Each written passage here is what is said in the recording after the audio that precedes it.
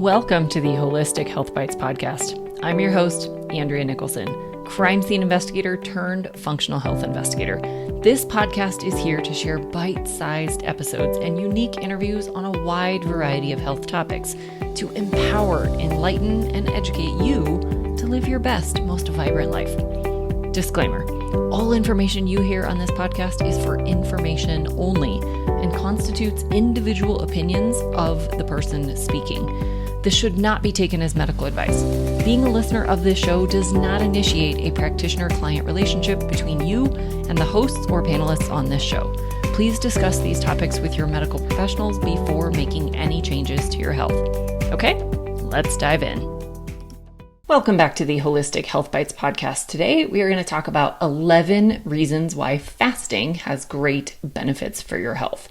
Number one, of course, we always talk about insulin on this channel, and insulin regulation is one of the biggest benefits to incorporating fasting into your lifestyle. When you're in a fasted state, your blood insulin levels significantly drop because your blood glucose remains low and well regulated. Most people today are eating multiple times a day, which means they're also having multiple insulin spikes throughout the day. This happens with differing levels depending on what you've eaten, what time you've eaten, if it's a small snack or a big meal, the order of foods you've eaten. All of these factors vary by how much glucose and insulin spike you get. But when you take a rest from digesting food, your insulin levels have the ability to come back down way more readily than when you're constantly eating. Even if you're eating a low-carb diet, if you're eating frequently, you're still getting frequent insulin spikes. Number two is we can bring down inflammation. Fasting reduces inflammation and oxidative stress, which of course is damaging your heart and your blood vessels. Inflammation is a good thing. We do want it, but we want it at the right levels and at the right times. Inflammation is merely your body responding to fight an infection, to repair an injury, any of those kinds of things. But when our lifestyle is causing chronic, systemic inflammation, it ultimately leads to problems and disease. Fasting can help improve this oxidative stress that comes when we're over-consuming foods, so it actually helps repair at a cellular level. This in turn helps us feel much better, lowering our risk of chronic disease, reducing joint pain, and reducing other signs of inflammation. Number three is improved heart health. This one goes along with reducing oxidative stress and overall inflammation, but heart health directly is impacted by high insulin levels, as diabetes is the number one risk factor for developing heart disease. Fasting can improve heart health by reducing blood pressure and your triglyceride levels. Heart disease is the number one cause of death in the world. And when you regularly fast, your blood pressure can normalize through lowering insulin, which regulates water retention and mineral balance. Also has a great impact on how well your blood vessels can dilate and contract. During fasting, your body will also break down stored fuels, such as fat, releasing triglycerides and turning them into free fatty acids, which can then be used for energy. This can lower your overall triglyceride levels in your blood, which is one of the major risk factors for developing heart disease. Number four is fasting gives your body the ability to repair damaged tissues. These resting periods allow your body time to focus on repair. When you think about animals in the wild, if they are injured, even our dogs and cats, when they're injured, they don't eat. They're not out for a hunt. They're laying, they're staying hydrated, and they're fasting. That's the natural instinct when you're sick, when you're injured, any of these kinds of things. The body wants time to rest. Fasting allows your digestive organs to rest. This frees up all of that energy that's normally going to digestion to be used in other ways. So your cells can regenerate and repair can occur much easier, much faster while fasting. Number five is improved brain function.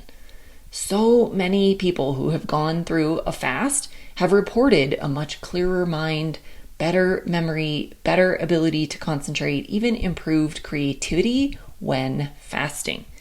Have you ever noticed after a big meal, like say Thanksgiving, that you're sleepy or sluggish? This can happen even on a regular day. After you eat a big meal, the last thing you want to do is go be active and turn on your brain power and be super focused. You want to go sit on the couch or go take a nap.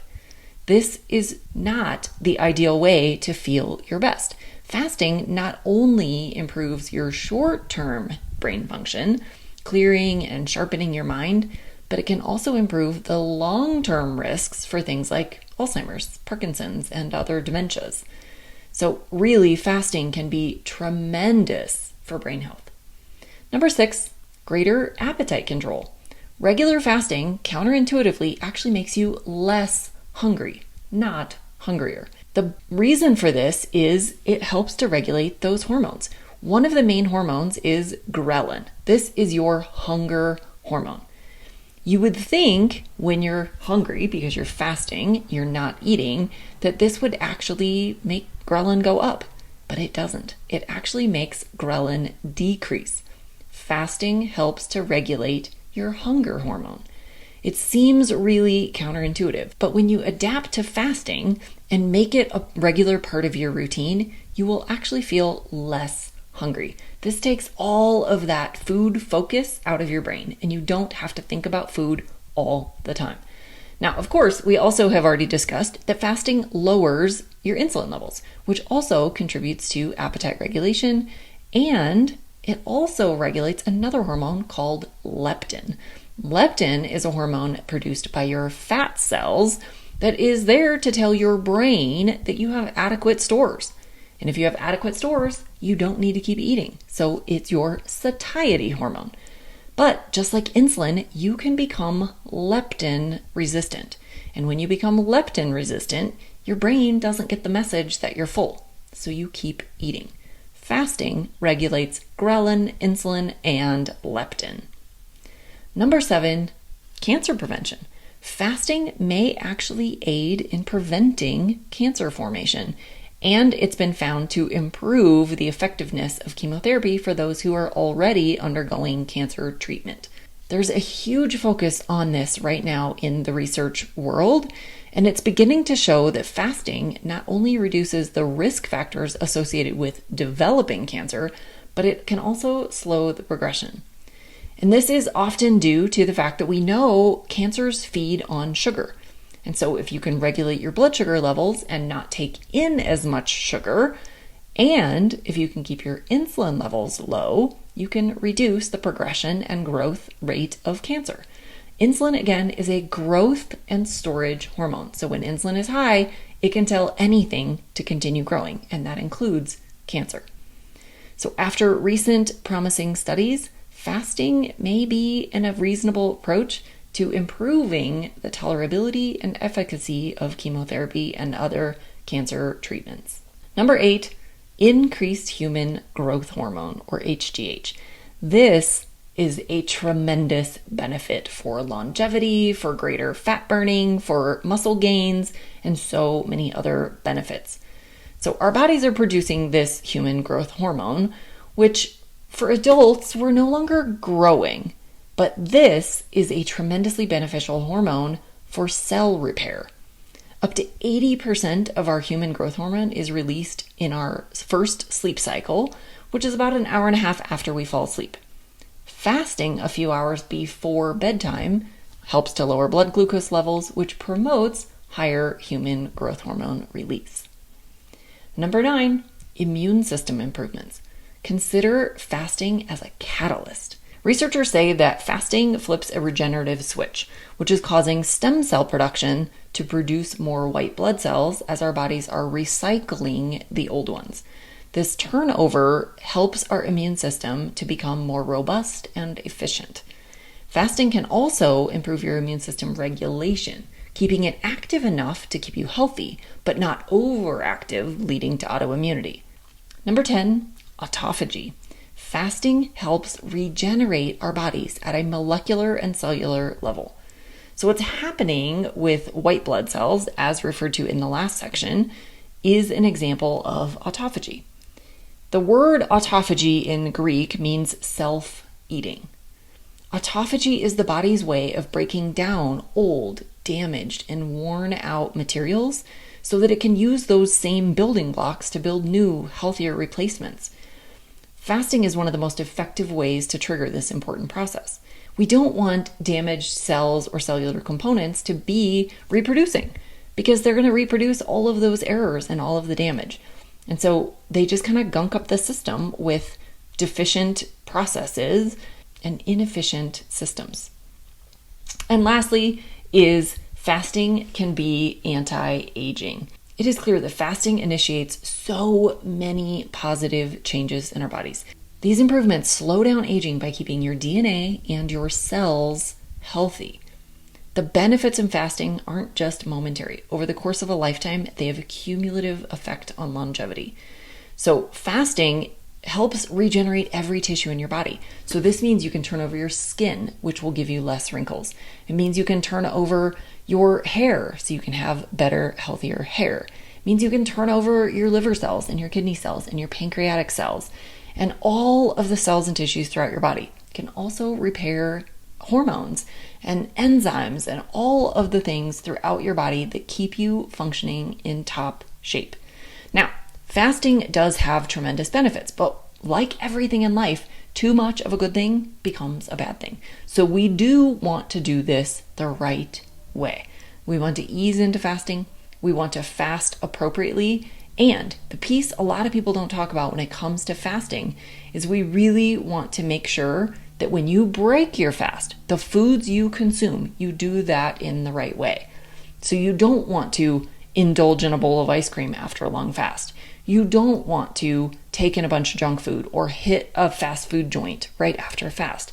You want to ease back into eating and you want to focus on good quality foods. You'll undo every benefit and cause even more damage if you add in the wrong foods at the wrong times in the wrong portions after a fast. Now, of course, there's a lot of nuance to this because how long did you fast for? How long have you been fasting for? Is this a new thing for you? Are you exercising? Are you sleeping? Are you on medications? Are you on supplements? There's a whole lot of factors that go into what an appropriate fast looks like for each individual. There's a whole approach to adding a fasting lifestyle in. If you would like assistance on this, send me a message and I will happily help you come up with a plan to implement fasting into your life the right way. Because it's not just about the fasts, but it's also about how you break your fast along with everything else in your life. So, in the meantime, be well and vibrant, and I wish you nothing but the best metabolic health. Thanks for being a faithful listener to the podcast. I'd love it if you left me a 5-star review on this podcast so that others can more easily find this valuable information. Did you know I also work one-on-one with clients? I approach solving health challenges like I approached solving crimes, by conducting a thorough investigation into your case. Sadly, hundreds of millions of people in the US have insulin resistance, prediabetes, and diabetes, and the vast majority have no idea. I'm here to fix that. If you struggle with low energy, stubborn weight, hypertension, sleep disturbances, or any other undesired symptoms, let's talk. All you have to do is schedule a free call. The link will be in the show notes. And no, you do not need to live near me.